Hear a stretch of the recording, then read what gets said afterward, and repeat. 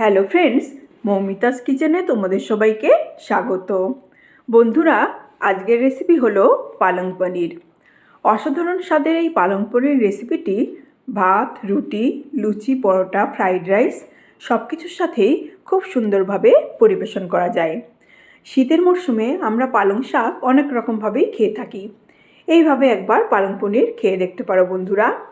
তো বন্ধুরা, ভিডিওটা স্কিপ না করে শেষ পর্যন্ত দেখতে থাকো। এখন চলো রেসিপিটি আরম্ভ করি। আমি এখানে এক আঁটি পালং শাক নিয়ে নিয়েছি। পালং শাকটা এখন ভালোভাবে বেছে ধুয়ে পরিষ্কার করে নেব। পালং শাকগুলো খুব ভালোভাবে ধুয়ে নিয়েছি। কড়াইতে হাফ কাপের একটু কম পরিমাণ জল গরম বসিয়ে দিয়েছিলাম। এখন পালং শাকগুলো দিয়ে 2 মিনিট ভাপিয়ে নেব।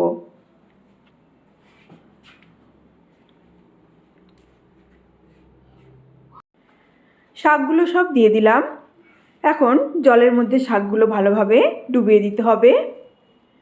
ডুবিয়ে দেওয়ার পর গ্যাসের ফ্লেম হাই করে দিতে হবে, যাতে জলটা ভালোভাবে ফুট ধরে যায়। জল ভালোভাবে ফুট ধরে গেলে মিনিট খানিক শাকটা ভাপিয়ে নিয়ে গ্যাসের ফ্লেম বন্ধ করে দেব। দেখো বন্ধুরা, জলে ভালোভাবে ফুট ধরে গেছে আর মিনিট খানিক ভাপানোর পর শাকটাও একদম নরম হয়ে গেছে। এমনিতেই পালং শাক খুবই নরম, তাই খুব বেশি ভাপিয়ে নেবার দরকার নেই। গ্যাসের ফ্লেম বন্ধ করে দিয়েছি। এখন শাকগুলো তুলে নিয়ে ঠান্ডা জলের মধ্যে দিয়ে দেবো। ঠান্ডা জলের মধ্যে দিলে শাকের যে সবুজ ভাবটা, এই সবুজের কালারটা রান্না শেষ হওয়া অবধি খুব সুন্দর থাকে। সব শাকটা ভালোভাবে জলের মধ্যে ডুবিয়ে দিয়ে 5 মিনিট রেখে দেবো। একটু ঠান্ডা হয়ে গেলে তারপর ভালোভাবে পেস্ট করে নিতে হবে। ভাপানো পালং শাকটা 5 মিনিট ঠান্ডা জলের মধ্যে ডুবিয়ে রাখার পর বেশ ঠান্ডা হয়ে গেছে। এখন জল থেকে তুলে নিয়ে খুব ভালোভাবে জলটা চিপে একটা মিক্সার জারের মধ্যে নিয়ে নেব পেস্ট বানানোর জন্য। জলটা খুব ভালোভাবে চিপে নিতে হবে, যাতে খুব বেশি জল না থাকে, কারণ ভাপানো পালং শাকের মধ্যে এমনি অনেকটা জল ধরে নিয়েছে। সেই জন্য ভালোভাবে জলটা চিপে নিতে হবে। আর এতে দিয়ে দেবো 4টে কাঁচা লঙ্কা। কাঁচা লঙ্কাটা দিয়ে এতে আর একদমই জল দেওয়ার দরকার নেই, খুব ভালোভাবে পেস্ট করে নেব।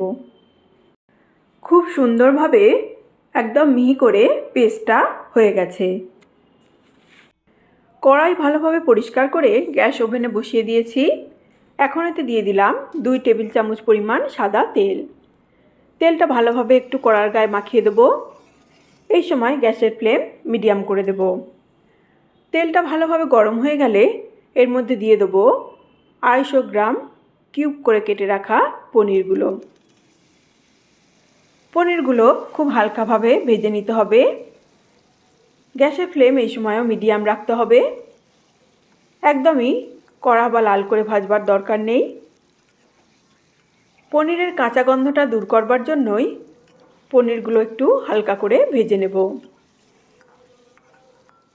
হালকা ব্রাউন করে ভাজা হয়ে গেছে।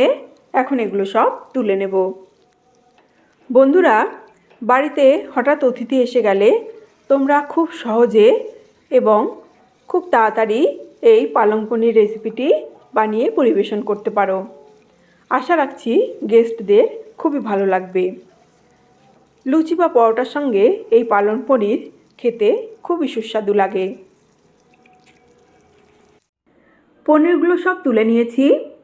কড়াইয়ের মধ্যে যে অবশিষ্ট তেল আছে তার মধ্যেই দিয়ে দেবো 2 টেবিল চামচ পরিমাণ ঘি।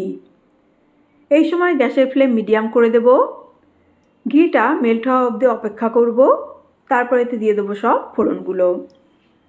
ফোড়নের জন্য দিয়ে দেবো 1/2 চামচ পরিমাণ গোটা জিরা আর 2টো শুকনো লঙ্কা। 10-15 সেকেন্ড ফোড়নটা একটু ভালোভাবে ভেজে নিতে হবে। বন্ধুরা, এই রেসিপিটা ঘি দিয়ে করলে রেসিপির স্বাদটাও খুব ভালো হয় আর রেসিপি থেকে স্মেলটাও খুব ভালো আসে। ফোড়নটা বেশ লাল করে ভাজা হয়ে গেছে। এখন এতে দিয়ে দেবো 8-9 কোয়া রসুনের কুচি। রসুনগুলো তেলের মধ্যে একটু নাড়াচাড়া করে দিতে হবে। তারপর এতে দিয়ে দেবো একটি মিডিয়াম সাইজের টুকরো করে রাখা পেঁয়াজ। পেঁয়াজগুলো আমি একটু মোটা মোটা করে টুকরো করে নিয়েছি। পেঁয়াজগুলো খুব বেশি লাল করে ভাজবার দরকার নেই, হালকা ব্রাউন করে ভাজলেই হবে। পেঁয়াজগুলো হালকা ব্রাউন করে ভাজা হয়ে গেছে। এখন এতে দিয়ে দেবো একটি মিডিয়াম সাইজের টুকরো করে রাখা টমেটো। টমেটোগুলো একটু নরম হওয়া অবধি ভাজতে থাকবো। এই সময় গ্যাসের ফ্লেম মিডিয়ামই রাখতে হবে। টমেটোগুলো অল্প করে ভাজা হয়ে গেছে, বেশ খানিকটা নরম হয়ে গেছে। এখন এতে দিয়ে দেবো পালং শাকের করে রাখা পেস্টটা ভাজার সাথে ভালোভাবে মিশিয়ে একটু নাড়াচাড়া করতে হবে। বেশ খানিকক্ষণ নাড়াচাড়া করবার পর তারপর এতে দিয়ে দেবো 1 চামচ পরিমাণ নুন আর 1/4 চামচ পরিমাণ হলুদ গুঁড়ো। বন্ধুরা, তোমরা হলুদ গুঁড়োটা নাও দিতে পারো, আমি একটু দিলাম। হলুদ গুঁড়ো দিলে সবুজের কালারটা খুব সুন্দর আসে। এখন খুব ভালোভাবে একটু নাড়াচাড়া করে দিতে হবে। এই রেসিপিতে জল একদমই ব্যবহার করব না, খুব অল্প পরিমাণ জল মিক্সার জারটা ধুয়ে এর মধ্যে দিয়ে দেবো।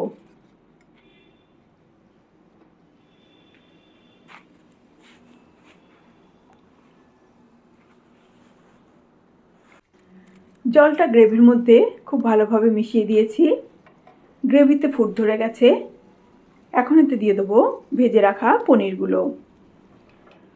পনিরগুলো খুব হালকা হাতে গ্রেভির সাথে মিশিয়ে দিতে হবে। খুব বেশি তাড়াতাড়ি করে নাড়াচাড়া করা যাবে না, কারণ পনির খুবই নরম আর গ্রেভিটা ঘন হয়ে গেছে। তাই খুব হালকাভাবে নাড়াচাড়া করতে হবে। এরপর এতে দিয়ে দেবো 1/2 চামচ পরিমাণ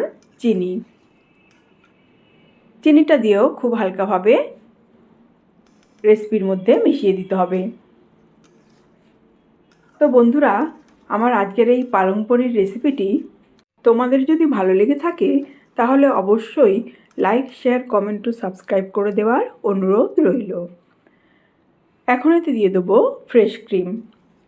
2 টেবিল চামচ পরিমাণ ফ্রেশ ক্রিম রেসিপির মধ্যে দিয়ে দেবো। ফ্রেশ ক্রিমটা দিয়ে রেসিপির সাথে খুব ভালোভাবে মিশিয়ে দিতে হবে।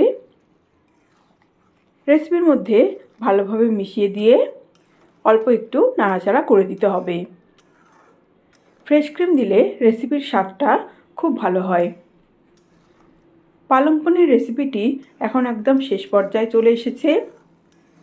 আর এতে দিয়ে দেবো 1 চামচ পরিমাণ ড্রাই রোস্ট করা কসুরি মেথি। তোমরা চাইলে একটু গরম মশলাও দিতে পারো। কসুরি মেথিটা দিয়ে হালকা হাতে মিশিয়ে দেবো। 1 চামচ কসুরি মেথি ড্রাই রোস্ট করে গুঁড়ো করে 1/2 চামচ হয়ে গেছে। ভালোভাবে একটু মিশিয়ে দেব। এখন রেসিপিটি পরিবেশনের জন্য একদম রেডি হয়ে গেছে বন্ধুরা। আজ তাহলে এখানেই শেষ করলাম। দেখা হবে নেক্সট কোনো ভিডিওতে অন্য কোনো রেসিপি নিয়ে। এখন গ্যাসের ফ্লেম বন্ধ করে দেব। আজ তাহলে আসি। নমস্কার।